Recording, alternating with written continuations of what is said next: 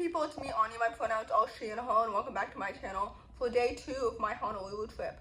Today in the morning I spent time on the beach sitting in the shade eating fruit that a very nice man who let me in the queue before him paid for me, which was so nice and so kind of him.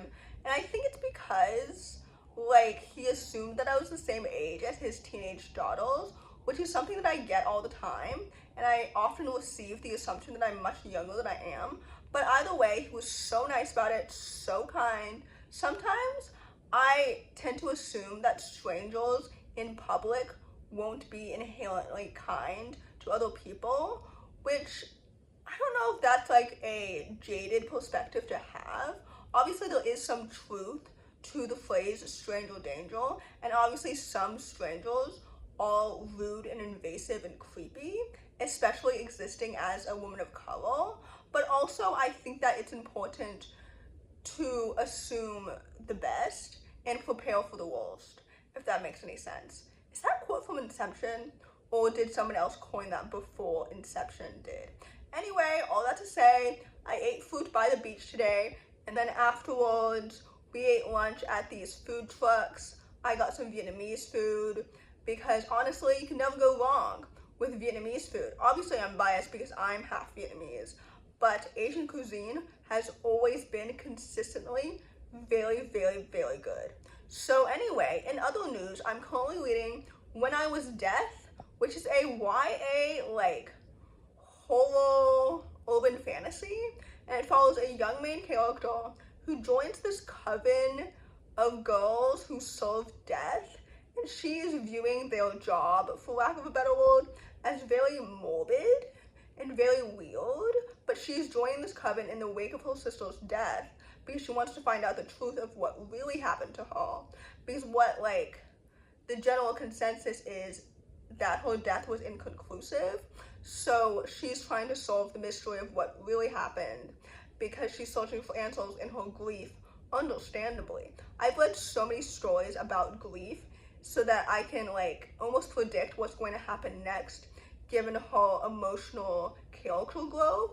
But either way, I'm really enjoying this book so far. I'm really enjoying the meticulous writing and the details and the vocabulary and the world building and the girls and everything. The concept of the story kind of reminds me of the upcoming movie Forbidden Fruits, which might be out by the time you're watching this video, honestly, except that that book, or that movie rather, based on the trailer, I'm assuming it's not necessarily about anything deep. It's just about a coven of characters that are all named after fruits, and then Lola Tongue joins, and she kind of, from what I understand, Lily Reinhardt is the leader of that coven, according to the movie trailer that I've seen. Again, when I'm filming this, the movie is not yet out, and these are just my theories based on the trailer that I've watched a million times. So basically, Lily is the leader, and then Lola comes in, and at first, she's a new girl. She used to be a waitress or something, and I think that she might take over the group. I don't know, maybe it's Mean Girls, but bloody and fantastical and magical. I actually don't know. I'll be watching that movie later on when it's out of theaters, probably, because when it comes to me watching a movie in theaters, I'm very, very picky about it because I don't know, I love watching movies in cinema, but for me, since I don't drive and I don't have a car yet, I have to think about the financial cost of taking an Uber to the theater and then buying the theater ticket itself and then going home. You know what I mean? As opposed to just driving there myself and just paying for the ticket. Does that make any sense? And also I do prefer watching movies by myself in my room. I don't know, maybe it's not really preference, but it's more familiarity and it's more convenient. I don't know. Anyway, all that to say, I'm really enjoying this book so far. I think I'm halfway through, maybe a third, I don't know. I think I'm going to rate it between 3 and 4 stars. I've never read anything before by Alexis, and I think that this is their YA debut because they have written adult fantasies in the past, and I haven't really read any of their books before, but I have been intrigued by The Year of the Witching, I think it's called, because it always shows up in all of these like sapphic dark academia books. I also don't know if this book is queer or not. I don't know. Sometimes like being obsessed or being intrigued by another character who happens to be a girl when you're a girl is like disguised as, or it's interpreted as attraction too, but sometimes it's just like being fascinating by them. So I don't know if the main character, I've already forgotten her name, Rosalind, I think. I don't know if Rosalind is attracted to Shiloh or if she's just fascinated by Shiloh. I don't even know if like there's a sapphic undertone when it comes to her sister and her sister's connection to this group. Oftentimes when it comes to friend groups, especially when the group consists of one gender, like oftentimes there's queer undertones, but like I don't know if there are any now, because typically if it was a queer story, the queerness would have already been revealed unless the main character is in denial about it. Does that make any sense? Anyway, there's that.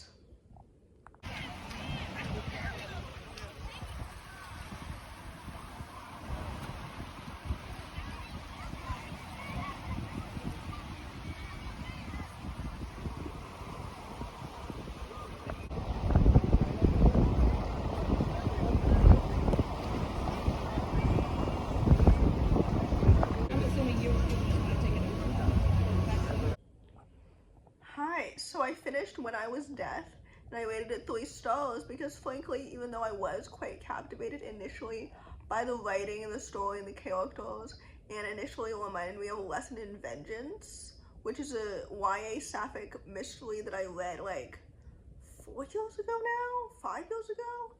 I don't know. Victoria Lee was supposed to write another book called The Girl That Time Forgot, I think, and I don't know when that's going to be published. I don't know, I added it to my Goodreads TBR like ages ago, but there's still no news about it, so I don't know if it still exists. You know what I mean? Anyway, back to When I Was Death. I felt like some of the side characters were really underdeveloped. The fact that I can't even remember their names proves to me that they were really underdeveloped. Let me see if I can remember all their names. There's Rosalind, the main character, Shiloh, Sky, Iona, Chloe, Riley. Is there one more? Am I missing somebody? I think I'm missing somebody. So yeah, it felt really underdeveloped, and I felt like there should have been some characters cut. Anyway, with that said, I'm currently reading The Fall of Iris Henley, which is a YA thriller following a main character who's been accused of murder, and so she's trying to clear her name, but it's like an old mystery resurfacing. Basically, her ex-boyfriend passed away, and she's being suspected of murder because allegedly he was cheating on her with her ex-best friend. So it's set after like both of them have died and everything. So it's like a little confusing as to why she's being blamed for the murder. I guess people think that she's like a revenge type. I don't know. She's convinced that she didn't do it. Her best friends are convinced that she didn't do it, so far at least. I've read like 7 chapters so far. I think I'm going to rate this book 3 stars. I think that's what tends to happen whenever I'm reading these like YA thrillers where the main character is assumed to be straight and white, because if she wasn't straight or white, I feel like it would have been revealed by now. You know what I mean? And like, I find these stories to be quite mid most of the time. Like, I don't know, I just prefer my stories to be a little bit more diverse. And to be quite frank, I am reading this book to pass the time, and I know it's going to be 3 stars. And I know that that's weird to like read a book that I think is going to be mid, instead of taking a risk and reading a book that I think is going to be better. But frankly, I don't really have any books on my radar that I think will be better than this right now. And if I finish this book and read it 3 stars, then I will have really low expectations for whatever I do read next, and then whatever I read next might exceed those expectations. I don't know if that makes any sense, But anyway, there's that. Hi everyone, it's the next day. Yesterday I finished The Fall of Henley and I rated it 3 stars as expected. And now I'm gonna read Six Must Die, which is a YA sapphic thriller, I think. And I think it follows a girl who's trying to escape an escape room with her fractured group of friends. So that's exciting. I read Victoria's debut book like a year ago or the year before, and it was good, but it was not as good as other people were saying. So with that said, I have really low expectations for this book. So yeah, there's that.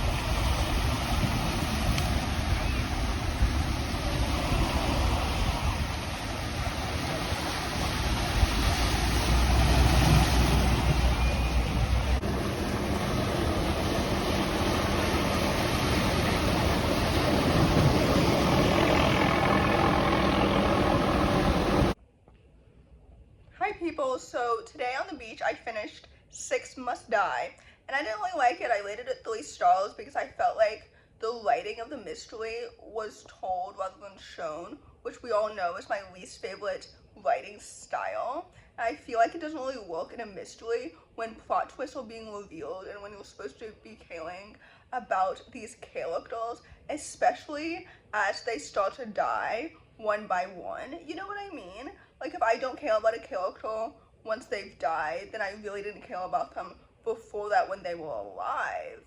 So that didn't really work for me at all. And I don't really know if I would say that I preferred Victoria's debut because I don't remember it. So that's where I'm at right now. And I'm sitting in my hotel room, eating my lunch. So yeah, I think next I'm going to read Light as Rain. So that will be exciting. Hi, so I'm like a third of the way through Light as Rain. For those who don't know, this book is a YA contemporary following a Bangladeshi main character navigating her depression that has been manifested lately as a storm cloud following her around and I think it's supposed to be allegorical or something. I don't know. I don't really enjoy this magical trope of like magic that only the main character notices, which is why I think it's supposed to be allegorical. Not to say that other people don't necessarily notice your depression or your mental illness in general. It's just that sometimes depressed people are told that it's like all in your head or whatever, which is such a dumb like conversation or a dumb direction to have, because it's like obviously it's all in my head, but like I'm in my head too, so like I can't get out of my own head because it's my head, you know? I don't know if that makes any sense. Anyway, I'm enjoying it so far. I think I'm going to rate it between 3 to 4 stars. The magical realism aspect is probably the most, I don't know, uninteresting part so far, but I'm intrigued as to how she will realize like how much she can control this new thing about her, or whether or not she's going to choose to like suppress it or address it head on, or you know, like I don't know how she is going to choose to navigate her own mental health. I think that that journey emotionally will be really interesting. So yeah, she's also navigating this new summer internship, and she's excited to hopefully go to college across country to get away from her constantly arguing parents, which I'm sure has taken a toll on her and her mental health. And I don't think that she's really, I don't know, understood the ramifications of her parents' relationship on her quite yet, because sometimes you have to be like away from all of this toxicity to truly understand how bad the presence of it was until you're in the absence of it. Does that make any sense? Or did I just say something super profound? I don't know. Sometimes I think that I'm not as eloquent as I think I am. But anyway, there's that. Hi, so it's like later on. I finished Right as Rain and I rated it 3 stars because frankly it just felt very short and underdeveloped in literally every single area. Like I wish the author had dived more into, for example, why the main character didn't have more friends and whether or not it was related to how maybe she felt like she had to own being loved, if that made any sense. And like the romance was very rushed, even though it was cute and it had potential. And I loved the depiction of her mental illness and the depiction of how abusive her parents are towards her. I feel like the topic of her parents being abusive was never fully addressed, even though it feels incredibly obvious to me personally. And second of all, I do love like her relationship with her best friend as well as her cousin, but again, they both felt like one-dimensional characters, and the plot itself felt very similar to other books the author has already written and that I've already read. So it kind of felt like they were recycling an old storyline just with a new job and a new hobby in the magical realism aspect. Does that make any sense? Anyway, with that said, I rated it 3 stars, and I will be ending this reading vlog here. I don't know, and I said this last time, but I don't know how many more videos I will be making during this trip since tomorrow we'll be staying in since I've been receiving flash flood warnings, and it's going to rain tonight, so we probably won't be going to the beach tomorrow. And then the day after that is our last day here, so maybe I'll just take some time off of vlogging. And I don't know. I think the next video that I will be filming when I get home will be another recent reads video probably, but I don't really know what videos I'll be filming for April, because like April bleeds into May, so I have to start thinking about like, I don't know, April is Autism Awareness Month, so I'm probably going to film videos around that, and then May is AAPI month, so I have to start thinking about that. And then also I have to start thinking about my May TBR, which I haven't really thought about, frankly. So, I don't know. Anyway, all that to say, if you enjoy this video, please don't hesitate to give it a big thumbs up, comment down below the bear emoji in honor of my shirt. that says I come bailing books, which is so adorable. But anyway, comment down below the bail emoji if you made it all the way to the end of the video. Thanks for watching, subscribe to my channel if you're new, and I'll see you in my next video. Bye!